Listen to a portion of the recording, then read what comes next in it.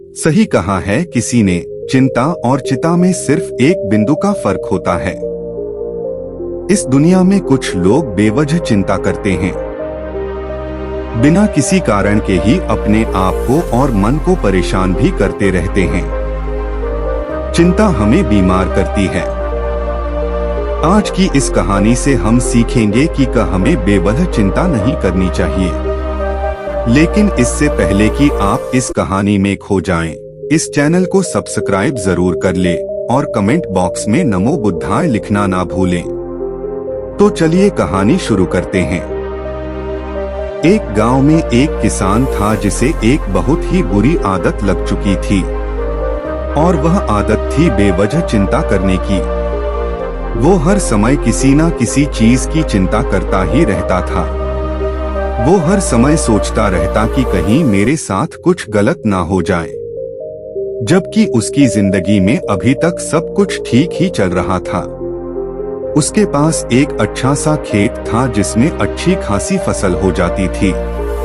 खेती करने के 2 बैल थे और एक अच्छा घर था। एक पत्नी और 2 प्यार बच्चे थे, लेकिन फिर भी वह किसी न किसी अनहोनी के बारे में सोचकर बेवजह चिंता करता रहता। कभी सोचता कि अगर मेरी फसल में कीड़े लग गए तो क्या होगा? अगर आवारा पशुओं ने फसल को बर्बाद कर दिया तो क्या होगा? अगर सूखा पड़ गया या ज्यादा बारिश हो गई तो मेरी फसल खराब हो जाएगी। ऐसे ही वो भविष्य की अन्य बातों के बारे में सोचकर बेवजह चिंता में डूब रहा था। जैसे कि कहीं खेती के समय मेरे बैल बीमार ना पड़ जाएं, मेरे बच्चों का भविष्य कैसा होगा? कहीं बुढ़ापे में मुझे कोई बड़ी बीमारी ना जाए, मेरे बच्चे बुढ़ापे में मेरा ख्याल रखेंगे भी या नहीं वगैरह। अपनी इस लगातार बेमतलब चिंता करने की आदत की वजह से वो बहुत परेशान रहने लगा, और अब उसका किसी भी काम में मन भी नहीं लगता था। उसकी पत्नी ने भी इस बात को अनुभव किया कि उसे बिना मतलब चिंता करने की आदत पड़ चुकी है। उसने उसे कई बार समझाने की कोशिश भी की, तुम बेवजह चिंता करना छोड़ दो, लेकिन उसके समझाने का कोई मतलब नहीं रहा। उसे पता चला कि नगर में एक महात्मा आए हैं जिनके पास सारी समस्याओं का हल है। फिर एक दिन वो बौद्ध भिक्षु के आश्रम में पहुंची। बौद्ध भिक्षु बहुत ही बुद्धिमान और ज्ञानी व्यक्ति थे। किसान और उसकी पत्नी अपनी सारी समस्या बौद्ध भिक्षुओं के समक्ष रख दी। किसान ने कहा, महात्मा, मैं हर समय किसी न किसी बात की चिंता करता रहता हूँ। मैं ज्यादातर उन बुरी चीजों के बारे में सोचकर चिंतित होता रहता हूँ जो अभी तक मेरे साथ हुई भी नहीं। किसान की समस्या को पूरे ध्यान से सुनने के बाद बौद्ध भिक्षु ने कहा, ठीक है, तुम दोनों कल सुबह आना और फिर मैं तुम्हें तुम्हारी समस्या का समाधान बता दूंगा। अगली सुबह जब किसान और उसकी पत्नी बौद्ध भिक्षु के आश्रम में पहुंचते हैं तो देखते हैं कि बौद्ध भिक्षु बहुत ही चिंतित अवस्था में जमीन पर पालथी मारकर बैठे हुए हैं, और उनके सामने एक दूध से भरा गिलास रखा हुआ है। बौद्ध भिक्षु बार बार उस दूध के गिलास की तरफ देख रहे हैं और फिर कभी अपना हाथ अपने सर पर रखते हैं तो कभी जमीन पर। वह बहुत ही चिंतित और बेचैन दिखाई पड़ रहे थे। यह देखकर किसान ने पूछा, महात्मा, आप इतने परेशान क्यों लग रहे हैं? आपके समक्ष दूध रखा है, आप इसे पी क्यों नहीं लेते? महात्मा बोले, मुझे चिंता हो रही है कि कहीं इस दूध को बिल्ली ना पी जाए या फिर मैं कहीं जाऊं और तो क्या पता यह दूध कहीं गिर जाए। मैं दूध को पीना तो चाहता हूं, लेकिन मेरा अभी मन नहीं है।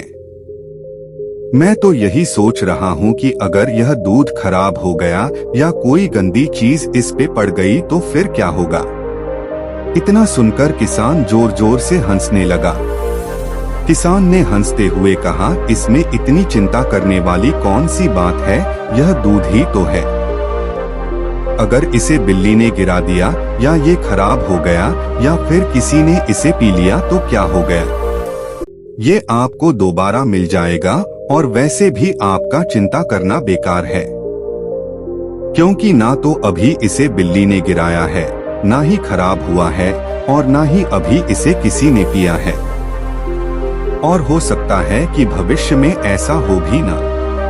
किसान के मुंह से यह बात बौद्ध भिक्षु मुस्कुराए और बोले, मैं भी तो तुम्हें ही यही समझाने का प्रयास कर रहा हूँ कि भविष्य की उन घटनाओं की चिंता करना व्यर्थ है जो अभी हमारे, और बहुत बड़ी संभावना है कि वो कभी होगी भी नहीं। और अगर हो भी गई तो जिस चीज को तुम एक बार हासिल कर सकते हो उसे तुम दोबारा भी हासिल कर सकते हो।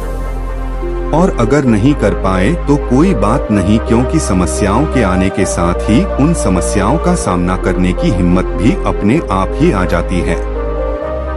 यह बातें सुनने के बाद किसान को लगा जैसे किसी ने उसके गाल पर एक थप्पड़ मारकर उसे नींद से जगा दिया हो। उसे महसूस हुआ कि वो भी तो यही गलती कर रहा है। वो भी तो भविष्य की उन घटनाओं के बारे में सोचकर चिंतित हो रहा है जो अभी तक घटी ही नहीं और शायद कभी घटेगी की नहीं। और फिर वो बौद्ध भिक्षु के चरणों में गिरा और कहने लगा, इतनी आसानी से मुझे मेरी गलती का एहसास करवाने के लिए आपका बहुत बहुत धन्यवाद। और मैं आज से पूरा प्रयास करूंगा कि मैं बेवजह चिंता करना बंद कर दूंगा। जापान में एक लोकप्रिय कहावत है, अगर तुम चल रहे हो तो सिर्फ चलो, अगर तुम खा रहे हो तो सिर्फ खाओ, लेकिन एक समय में सिर्फ एक ही काम करो, चिंता न करो। इस लोकप्रिय कहावत के अर्थ ने मुझे हैरान कर दिया था। और सच कहूं तो मुझे ऐसा लगता है कि कहावत के अर्थ में ही वो राज छुपा है जिसे अगर किसी ने अच्छे से समझ लिया और अपने जीवन में उतार लिया तो वो चिंता के बंधन से ही हमेशा हमेशा के लिए मुक्त हो जाएगा। इस कहावत के अर्थ के बारे में हम आगे बात करेंगे, लेकिन उससे पहले देखते हैं कि हमारे दिमाग में इस तरह के विचार ज्यादा चल रहे होते हैं कि क्या मैंने यह काम सही से किया, दूसरा क्या मैं इसे और बेहतर कर सकता था, तीसरा इसका परिणाम क्या होगा, और चौथा लोग मेरे और मेरे काम के बारे में क्या सोच रहे होंगे। ये ऐसे कुछ विचार हैं जो हमारे दिमाग के सिस्टम में ज्यादातर समय चलते रहते हैं, लेकिन हमें पता नहीं चलता क्योंकि हमने इन विचारों के साथ जीना सीख लिया है। और हमारा दिमाग काम भी ऐसे ही करता है कि अगर हमने इसे किसी काम को कई बार करवा लिया तो फिर यह उसे अपनी आदत बना लेता है और फिर हमारे चाहे बिना भी उसे काम को करने का प्रयास करता है। शुरुआत में तो हम किसी भी काम को अपनी इच्छा से पूरे होशोहवास में करते हैं, लेकिन बाद में वह हमारी आदत बन जाता है और फिर हम बस बेहोशी की हालत में बिना सोचे समझे उस काम को करते चले जाते हैं। जब एक बच्चा छोटा होता है तब उसे पता नहीं होता कि चिंता क्या है, लेकिन जैसे ही वो बड़ा होता है माँ बाप कहना शुरू कर देते हैं, बेटे आपको होमवर्क करना है, आपको उसकी चिंता नहीं हो रही, आपकी एग्जाम आने वाले हैं, आपको उसकी चिंता करनी चाहिए। और ऐसे ही न जाने कितनी सारी चीजों के लिए बच्चों के आसपास के लोग उसे चिंता करने के लिए कहते हैं और वो छोटा बच्चा इस बात को मान लेता है। यह अच्छा, किसी भी काम को करने के लिए हमें उसकी चिंता करनी पड़ जाती है और फिर वह भी किसी काम की घटना के बारे में बार बार सोचने लगता है। शुरुआत में तो वो यह कम जानबूझकर करता है, लेकिन धीरे धीरे उसका मन इसे अपनी आदत बना लेता है और फिर ना चाहते हुए भी उसका मन एक ही विचार के बारे में बार बार सोचता रहता है और फिर वह अपनी पूरी जिंदगी चिंता के इस जाल में फंस कर रह जाता है। लेकिन अब प्रश्न यह उठाता है कि इसका समाधान क्या है। तो इसका समाधान है ऊपर बताई गई जिन कहावत का अर्थ यानी जागरूकता। हमें अपने विचारों के प्रति जागरूक होना पड़ेगा। हमें थोड़ी देर रुककर इस बात पर ध्यान देना होगा कि कहीं हम ना चाहते हुए भी एक ही घटना के बारे में तो बार बार नहीं सोच रहे हैं।